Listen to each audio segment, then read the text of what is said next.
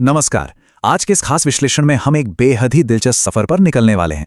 हम कुरुक्षेत्र के उस ऐतिहासिक युद्ध के मैदान में चलेंगे, लेकिन सिर्फ एक प्राचीन कथा सुनने के लिए नहीं, बल्कि उसे अपने आज के जीवन और रोजमर्रा के संघर्षों के एक शानदार रूपक के तौर पर देखने के लिए। श्रीमद् भगवद गीता के पहले अध्याय के 11वें से लेकर 20वें श्लोक तक का हिस्सा, यकीन मानिए, ये सिर्फ इतिहास नहीं है, बल्कि नेतृत्व, मनोविज्ञान और टीम वर्क का एकदम सटीक मास्टर क्लास है। तो चलिए बिना किसी देरी के शुरू करते हैं। फटाफट देख लेते हैं कि आज के इस विश्लेषण की रूपरेखा क्या रहने वाली है।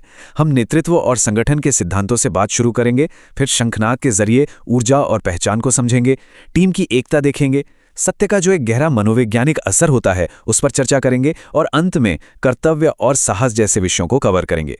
ये 10 श्लोक अपने आप में एक पूरा का पूरा ब्लूप्रिंट हैं। आइए शुरुआत करते हैं हमारे पहले विषय से, नेतृत्व और संगठन। माहौल बिल्कुल तनावपूर्ण है, युद्ध शुरू ही होने वाला है और दोनों सेनाएं आमने सामने खड़ी हैं। और यहीं पर कौरव सेना के नायक दुर्योधन की जो रक्षात्मक मानसिकता है वो खुलकर सामने आ जाती है। जरा 11वें श्लोक पर गौर कीजिए। दुर्योधन अपनी सेना को निर्देश दे रहा है, अयनेषु च सर्वेषु यथा भागम अवस्थिताः भीष्ममेवाभिरक्षन्तु भवन्तः सर्व एव हि। वो बहुत ही रणनीतिक ढंग से कह रहा है कि आप सभी योद्धा अपनी अपनी तय की गई जगहों पर डटे रहें, लेकिन एक काम सबसे जरूरी है, और वो है पितामह भीष्म की हर तरफ से रक्षा करना। अब सोचने वाली बात है कि इसका असल मतलब क्या है। दरअसल दुर्योधन बहुत अच्छे से जानता था कि भीष्म ही उनकी सेना के सबसे मजबूत स्तंभ हैं। जीवन का सीधा सा ज्ञान हमें यहाँ ये मिलता है कि कोई भी संगठन हो, उसमें सबसे महत्वपूर्ण व्यक्ति की सुरक्षा, सम्मान और टीम वर्क से बढ़कर कुछ नहीं होता। यानी सबसे मजबूत रक्षकों को भी बचाव की जरूरत पड़ती है, और यही अनुशासन किसी भी सफल टीम की नींव बनता है।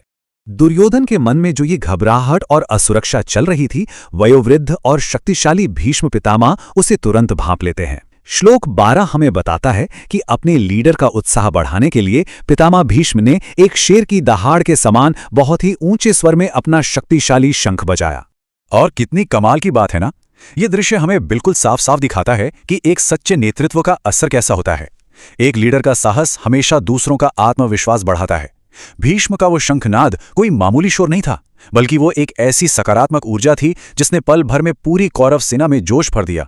चलिए अब इस युद्ध भूमि के ध्वनि परिदृश्य यानी साउंडस्केप की तरफ मुड़ते हैं। हमारा दूसरा खंड है शंखनाद, ऊर्जा और पहचान। यहां मैदान में जो आवाजें गूंज रही हैं वो सिर्फ शोर शराबा नहीं है, वो योद्धाओं की आंतरिक ऊर्जा और उनकी पहचान का प्रतीक है। भीष्म के शंख बजाते ही क्या हुआ? श्लोक 13 इसका बड़ा ही सजीव वर्णन करता है। अचानक से शंख, नगाड़े, ढोल और रणभेरी एक साथ बज उठे। एकदम से एक बहुत ही भयंकर, अचानक और कोलाहल से भरा शोर चारों तरफ फैल गया। अब यहां स्क्रीन पर देखिए, ये एक बहुत ही दिलचस्प विजुअल कंट्रास्ट है। एक तरफ कौरव सेना का शोर है जो अचानक है, भयंकर है और कहीं ना कहीं डर और अधर्म पर आधारित ऊर्जा को दिखाता है।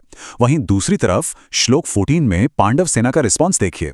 सफेद घोड़ों वाले उस भव्य रथ पर भगवान कृष्ण और अर्जुन बैठे हैं, और उनका शंखनाद कोई कोलाहल नहीं है, वो अलौकिक है, दिव्य है और एकदम आत्मविश्वास से भरा हुआ है। ये सीधे सीधे धर्म की सुव्यवस्थित ऊर्जा को दर्शाता है। श्लोक 15 इसी दिव्यता और हर एक योद्धा की अपनी अलग पहचान को और भी गहराई से सामने लाता है। भगवान कृष्ण ने अपना प्रसिद्ध 5 चिन्ह शंख बजाया, अर्जुन ने देवदत्त शंख बजाया और भयानक कर्म करने वाले भीम ने पौंड्र नाम का महाशंख बजाया। हर एक शंख की एक अलग ही भव्यता थी। इस बात को आज के संदर्भ में समझना बहुत जरूरी है।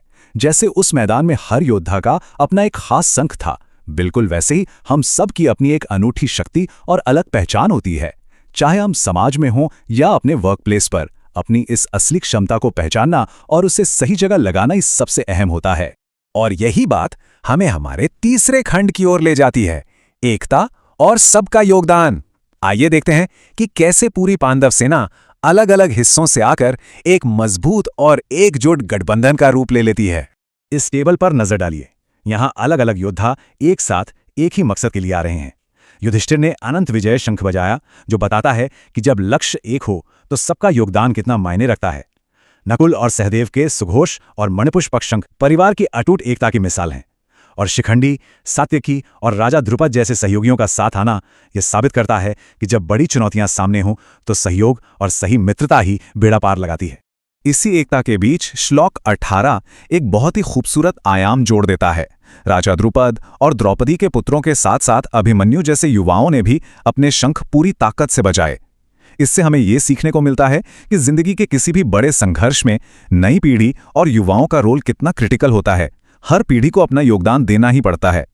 अब यहां से यह विश्लेषण एक बहुत ही रोमांचक मनोवैज्ञानिक मोड़ ले लेता है। हमारा चौथा खंड है सत्य का मनोवैज्ञानिक प्रभाव। चलिए देखते हैं कि यह विचारों की लड़ाई कैसे एक मनोवैज्ञानिक हथियार बन जाती है।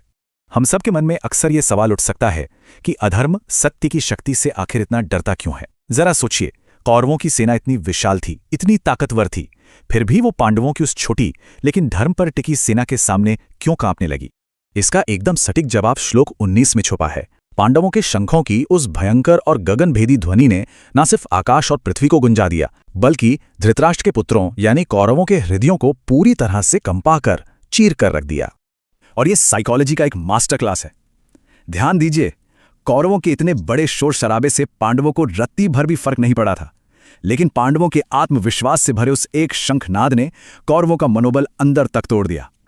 सच्चाई की जमीन पर टिका हुआ आपका असली आत्मविश्वास एक ऐसा हथियार है जो बड़े से बड़े विरोधी को घुटनों पर ला सकता है। मनोविज्ञान और दर्शन की इन गहराइयों से निकलकर अब हम सीधे युद्ध के एक्शन की तरफ बढ़ते हैं। हमारा 5वां खंड है कर्तव्य और साहस। ये ठीक वह पल है जब मानसिक तैयारी सीधे शारीरिक एक्शन में बदल रही है। श्लोक 20 उस अंतिम दृश्य को हमारी आंखों के सामने लाकर खड़ा कर देता है। युद्ध बस शुरू होने ही वाला है, हथियार चलने ही वाले हैं। कपिध्वज अर्जुन सामने कौरव सेना को बिल्कुल तैयार देखते हैं और ठीक उसी क्षण बिना किसी झिझक के वो अपना धनुष उठा लेते हैं। अर्जुन का वो धनुष उठाना हमारे आज के जीवन के लिए एक बहुत बड़ा सबक है। जब भी हमारी जिंदगी में सबसे कठिन और चुनौतीपूर्ण स्थितियां आएं, तो हमें भी इसी तरह पूरी हिम्मत के साथ उनका सामना करना चाहिए। अपने हिस्से का धनुष उठाने का मतलब है अपने सबसे मुश्किल कर्तव्यों को निभाना, क्योंकि अपने फर्ज से मुंह मोड़ना कभी भी सही रास्ता नहीं हो सकता। और इसी के साथ हम पहुंच गए हैं अपने इस विश्लेषण के बिल्कुल आखिरी चरण में, गीता के मुख्य संदेश। आइए इन 10 श्लोकों से निकले इस असीम ज्ञान को संक्षेप में समेट लेते हैं।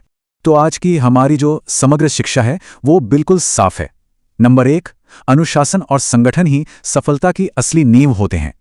नंबर 2, एक सच्चा लीडर हमेशा अपनी ऊर्जा से दूसरों को प्रेरित करता है।